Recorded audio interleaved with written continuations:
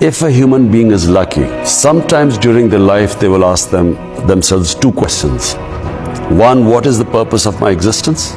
And two, what happens to me after I die? And if they are luckier, they will find the answers in spirituality.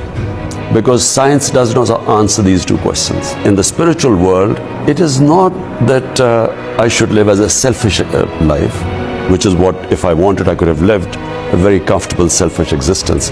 In the spiritual world, you are responsible. The more the Almighty gives you, the more responsibility you have towards other human beings. Hence, my life turned from first to build a hospital for poor people, and then to enter politics and build a welfare state.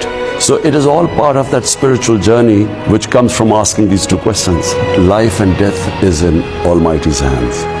And all you have in your hands is effort. We human beings, all we have is the ability to struggle. Whether we succeed or not is not in our hands, it's in Almighty's hands. So I do not fear death, I don't fear failure. All I know is that I will try my best. And once I've tried my best, I leave it to the Almighty. So whatever is His decision, I'll accept it as the will of God.